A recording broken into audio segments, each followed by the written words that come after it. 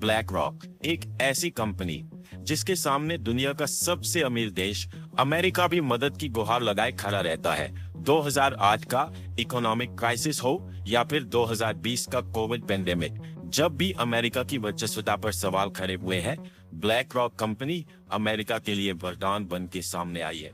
और खाली अमेरिका ही नहीं, आज ब्लैक रॉक दुनिया भर में $10 ट्रिलियन से ज्यादा के फंड्स को मैनेज करती है। ये नंबर कितना बड़ा है, इसका अंदाजा आपको इस बात से लग जाएगा कि इंडिया, जो आज के समय में $3.7 ट्रिलियन की जीडीपी के साथ दुनिया की 5th सबसे बड़ी इकोनॉमी है, ब्लैक रॉक इससे 2.5 गुना से भी अधिक के एसेट्स मैनेज कर रही है। दुनिया की टॉप कंपनीज जैसे एप्पल, माइक्रोसॉफ्ट, गूगल, मेटा आज ब्लैक रॉक द्वारा ही कंट्रोल की जाती है। दोस्तों, ये कंपनी अमेरिका, यूरोप और यहाँ तक कि चीन को भी अपनी उंगलियों पर नचा सकती है। जब भी बड़े बड़े देशों को पैसों की जरूरत होती है तो ये देश ब्लैक रॉक के आगे हाथ फैलाकर खड़े हो जाते हैं। ये कंपनी शैडो बैंक की तरह काम करती है। आज जो हम खाना खा रहे हैं, पानी पी रहे हैं, बीमार पड़ने पर जो दवाई खा रहे हैं, उन सभी चीजों पर कहीं ना कहीं ब्लैक रॉक कंपनी का कंट्रोल है। इतना ही नहीं, रशिया यूक्रेन वॉर में जब यूक्रेन की इकोनॉमी की कमर टूटी हुई थी, तब जेलेंस्की ने पूरे यूक्रेन देश के फंड्स की चाबी और किसी को नहीं बल्कि सीधा ब्लैक रॉक कंपनी को थमा दी थी। इतना सब कंट्रोल करने के बाद भी अगर आपने अभी तक इस कंपनी के बारे में नहीं सुना, दोस्तों, ब्लैक रॉक कंपनी के फाउंडर लैरी फिंक है। लैरी फिंक अमेरिका की एक साधारण यहूदी फैमिली में पैदा हुए थे, जिनकी रुचि फाइनेंस और स्टॉक मार्केट में काफी ज्यादा थी। वो समझ गए थे कि पैसे की पावर पॉलिटिकल पावर से भी ज्यादा होती है। जिसके पास पैसा होगा वो देश के नेता और सरकार को अपनी जेब में लेकर घूम सकता है। इसलिए साल 1976 में उन्होंने अमेरिका की इन्वेस्टिंग फर्म बॉस्टन फर्स्ट में बतौर सिक्योरिटी ट्रेडर काम करना शुरू कर दिया। सिर्फ 8 सालों में ही वो कंपनी के एमडी पद पर प्रमोट कर दिए गए। मात्र 31 साल की उम्र में उन्होंने ये उपलब्धि अपने नाम कर ली थी। उन्होंने अपने कार्यकाल में कंपनी को $1 बिलियन का प्रॉफिट कराया था, जिसके बाद फाइनेंस की दुनिया में उनका कद काफी बढ़ गया था। लेकिन 1986 में उनसे कैलकुलेशन के दौरान एक छोटी सी गलती हो गई, जिससे कंपनी को $100 मिलियन का लॉस हुआ। लैरी जल्द ही कंपनी के सीईओ बनने वाले थे, लेकिन इस गलती के कारण उन्हें कंपनी से बाहर का रास्ता दिखा दिया गया। लैरी को काफी बुरा लगा। लैरी ने तय किया कि अब वो फिर कभी नौकरी नहीं करेंगे। इसके बाद उन्हें ब्लैकस्टोन कंपनी के फाउंडर स्टीव श्वार्ज़मैन का साथ मिला। स्टीव समझ गए थे कि लैरी उनके लिए तुरुप का इक्का साबित हो सकता है। स्टीव ने लैरी को $5 मिलियन दिए और लैरी ने 7 अन्य साथियों के साथ मिलकर Blackstone finance management limited company की शुरुआत की। एक तरह से देखा जाए तो 1988 में ब्लैक रॉक कंपनी की नींव डल चुकी थी। इस कंपनी ने तेजी से तरक्की की और 1994 तक ये कंपनी $53 बिलियन के एसेट्स मैनेज करने लगी थी। बड़ी बड़ी कंपनियां ब्लैकस्टोन कंपनी को अपना पैसा मैनेज करने की जिम्मेदारी देने लगी थी, लेकिन 1994 में स्टीव ने खुद को कंपनी से अलग कर लिया और कंपनी में अपने 35% शेयर्स सिर्फ $240 मिलियन में बेच दिए। स्टीव इसे अपनी लाइफ की सबसे बड़ी गलती मानते हैं।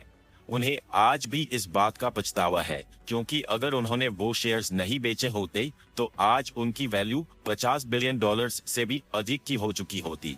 स्टीव के अलग होने से लैरी को कुछ खास फर्क नहीं पड़ा और उन्होंने कंपनी का नाम बदलकर ब्लैक रॉक कर लिया। ब्लैकस्टोन से ब्लैक रॉक होने पर भी इन्वेस्टर्स ने भरोसा कायम रखा। साल 1999 में ब्लैक रॉक ने $14 के प्राइस के साथ अपना पहला आईपीओ लॉन्च किया और उन्हें $900 मिलियन की फंडिंग मिली। इसके कुछ ही महीनों में कंपनी $165 बिलियन के एसेट्स मैनेज करने लगी थी। लैरी फिंक जानते थे कि यदि उन्हें आगे बढ़ना है तो अपने विरोधियों को रास्ते से हटाना होगा। उन्होंने अपनी कंपीटिंग कंपनियों को खरीदना शुरू कर दिया। साल 2006 में पहले उन्होंने मेरिल लिंच कंपनी को खरीदा और फिर 2009 में बार्क्लेज ग्लोबल इन्वेस्टर्स को भी टेक ओवर कर लिया। अब ब्लैक रॉक का रास्ता साफ हो चुका था और तब से लेकर आज तक कंपनी ने फिर कभी पीछे मुड़कर नहीं देखा। Overview of black rock. दोस्तों, ब्लैक रॉक को आज दुनिया की सबसे पावरफुल एसेट मैनेजमेंट कंपनी माना जाता है, जो दुनिया की कई देशों और कंपनियों के फंड्स को मैनेज करने का काम करती है। ये company insurance fund, pension fund, bonds, securities और स्टॉक्स को रेगुलेट करती है।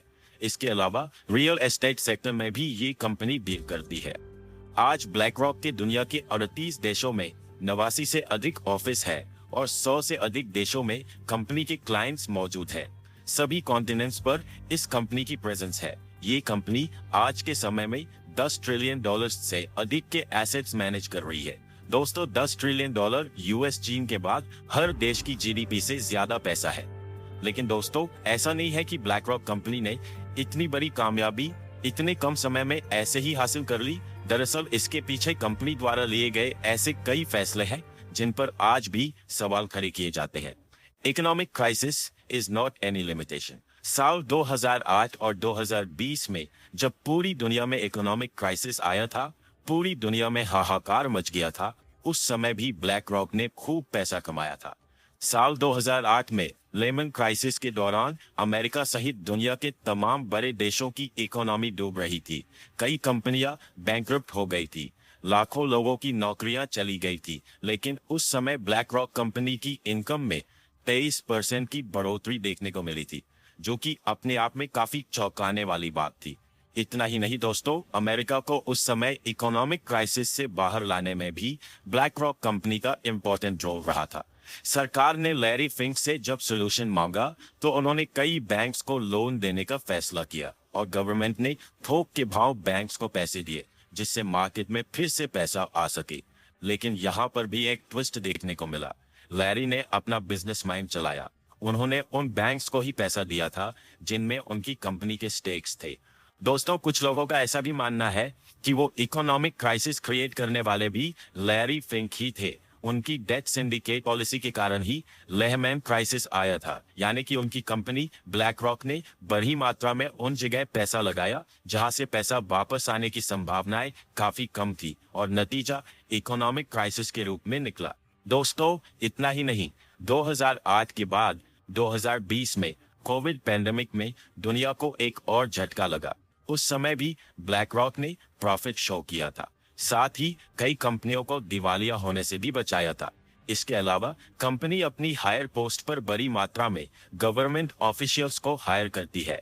कंपनी का कहना है कि वो ऐसा इसलिए करती है क्योंकि गवर्नमेंट ऑफिशियल्स जिन्हें क्षेत्र चलाने का अनुभव प्राप्त है, वो कंपनी को बेहतर तरीके से चला सकते हैं। बट जब ये ऑफिसर्स वापस जाकर पॉलिटिक्स में जाते हैं या गवर्नमेंट बनाते हैं, तब ऐसे लॉज जानबूझकर बनवाए जाते हैं जिससे ब्लैक रॉक कंपनी को फायदा हो, इन्हें टैक्स में बचत मिले। एग्जाम्पल देखी तो डीज और एडीएमओ ब्लैक रॉक कंपनी के एम्प्लॉय रह चुके हैं, जो एक समय पर बराक ओबामा की नेशनल इकोनॉमिक काउंसिल के सदस्य रह चुके थे और यही लोग आगे बाइडेन के अंदर काम करते हैं।